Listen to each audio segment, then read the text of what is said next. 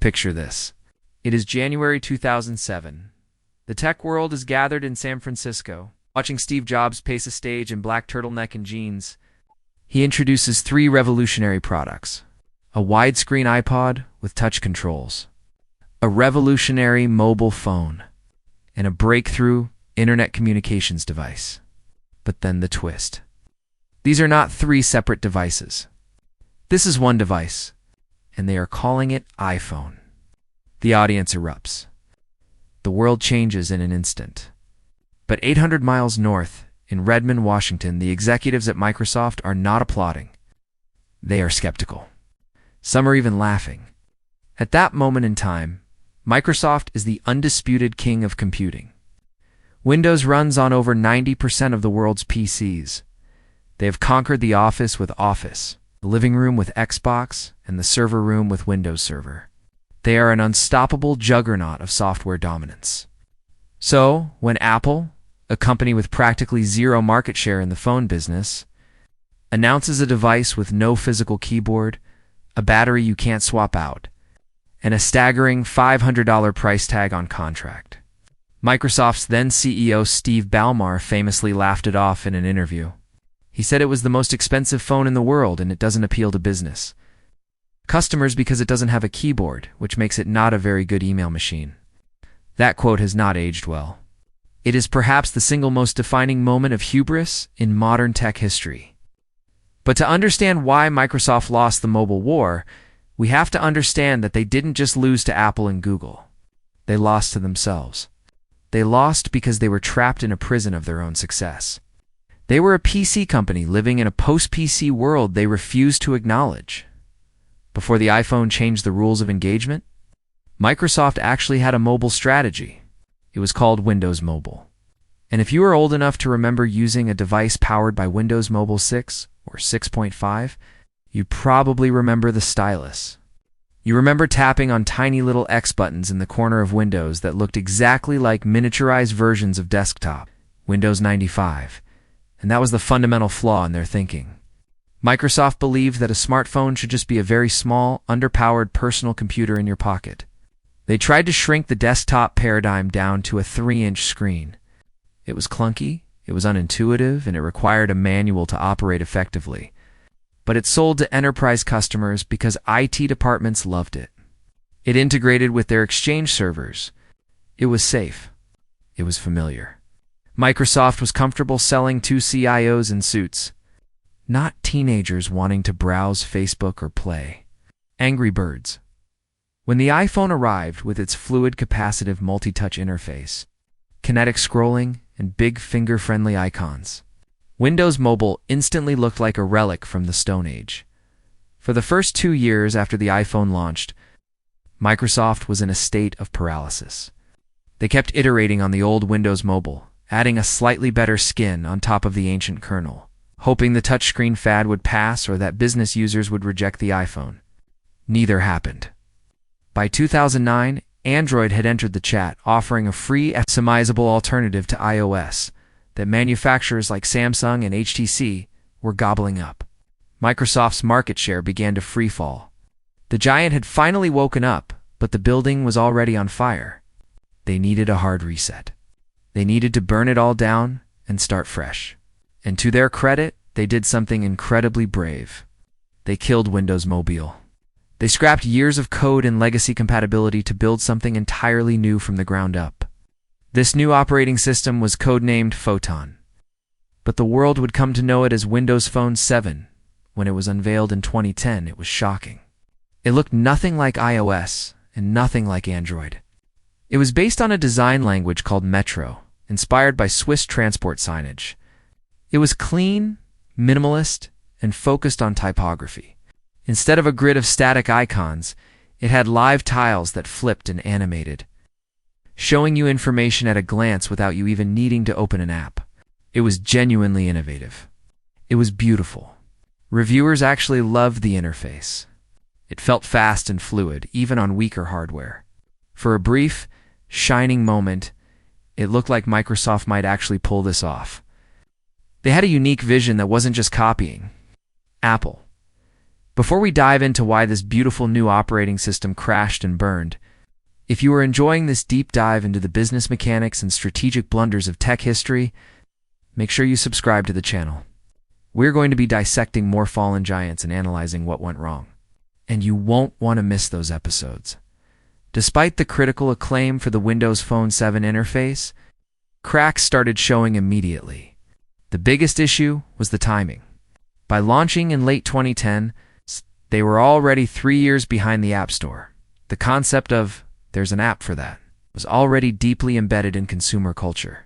When people picked up a sleek new Nokia Lumia running Windows Phone, the first thing they looked for was Instagram. It wasn't there. They looked for Snapchat. It wasn't there. They looked for the official YouTube app. It wasn't there. This became the chicken and egg problem that would haunt Microsoft until the very bitter end. Developers didn't want to build apps for Windows Phone because there were no users. And users didn't want to buy Windows phones because there were no apps. Microsoft tried to brute force their way through this problem with money. They paid developers huge sums of cash just to port their apps over. But these ported apps were often buggy, feature-poor versions of their iOS counterparts. And once the Microsoft check cleared, the developers rarely updated them. The platform felt second-class. Then, Microsoft made a catastrophic error that alienated the few loyal fans and developers they had managed to acquire. They announced Windows Phone 8.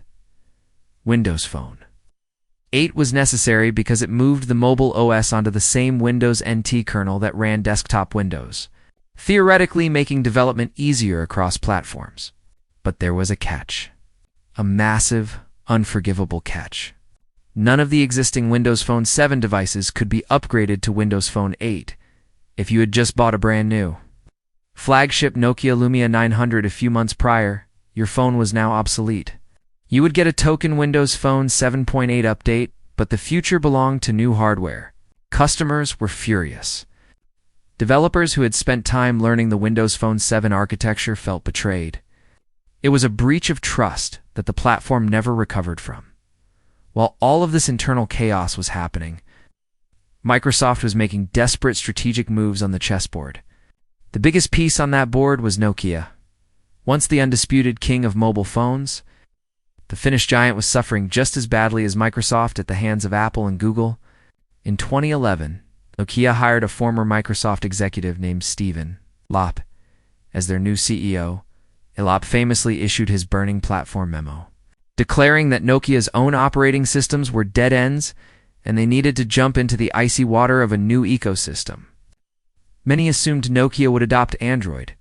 Instead, under Lopp's direction, Nokia went exclusive with Windows Phone. Conspiracy theories still abound that Lopp was a Trojan horse sent by Microsoft to lower Nokia's value for an eventual acquisition. Whether that is true or not, the partnership was disastrous. Nokia made incredible hardware. Their designs were colorful and iconic, and their cameras were years ahead of the competition.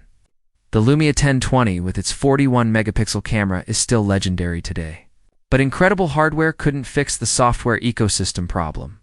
Nokia was pouring its remaining resources into marketing Windows Phone, effectively becoming Microsoft's hardware department, but they were hemorrhaging money.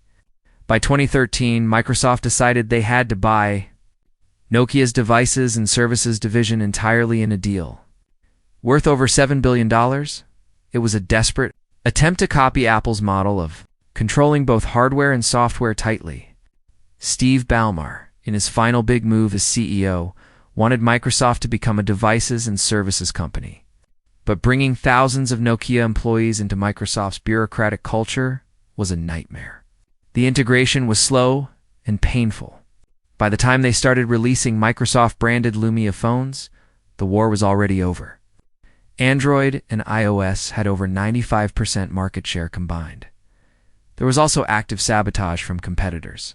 Google, seeing Microsoft as a potential future threat, refused to release official versions of its services for Windows Phone. No Gmail app, no Google Maps, no Google Drive. When Microsoft built their own high-quality YouTube app using Google's public APIs, Google blocked it, claiming it violated their terms of service by not showing ads correctly. It was petty, but effective. It ensured that anyone living in the Google ecosystem could never switch to Windows Phone. The final nail in the coffin came with a leadership change in Redmond. Steve Ballmer stepped down, and Satya Nadella took the reins in 2014. Nadella was not a devices and services guy. He was a cloud guy. He looked at the balance sheet and saw the mobile division, lighting billions of dollars on fire every quarter with absolutely no path to victory. He made the tough, pragmatic call. He began writing off the entire Nokia acquisition, eventually taking a hit of over $7.5 billion, more than they paid for it. He laid off thousands of former Nokia employees. Nadella shifted Microsoft's strategy to mobile first, cloud first. But mobile first didn't mean Windows Phone first.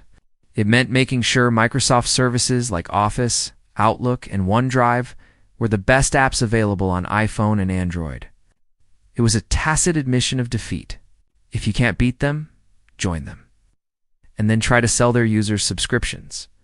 Windows Phone limped along for a few more years. There was a confusing rebrand to Windows 10 Mobile, the promises of universal apps that would run on your PC and your phone. They even had a feature called Continuum, where you could plug your phone into a monitor and use it like a lightweight desktop PC. It was a brilliant idea that was years ahead of its time. Similar to what Samsung later did with DeX, but nobody cared anymore. The developer community had moved on long ago. The user base had dwindled to nothing but the most hardcore diehards. By 2017, Microsoft officially announced they were no longer developing new features or hardware for Windows 10 Mobile. The third giant had fallen. The mobile war was a duopoly. The story of Microsoft's failure in mobile is not about a single mistake. It is a tragedy in multiple acts. It is about the innovator's dilemma, where a successful company cannot disrupt itself because it is too focused on protecting its existing cash cows. It is about cultural arrogance, believing that because you won the last war, you are destined to win the next one. It is about timing, about missing the boat and then trying to swim after it while wearing a suit of armor made of legacy code. Windows Phone was, in many ways, a better product than its market share suggested. It was fast, secure, and visually distinct. But in technology, being good isn't enough. You have to be first, or you have to be undeniably better in a way that shifts user behavior. Microsoft was neither. Today, Microsoft is a titan of cloud computing and artificial intelligence, more valuable than ever. But somewhere in a parallel universe, we are all walking around with Surface phones in our pockets, glancing at live tiles, and wondering why Apple only has a 3% market share. That is the future Microsoft thought they were building, and the scale of their failure to realize it is truly breathtaking.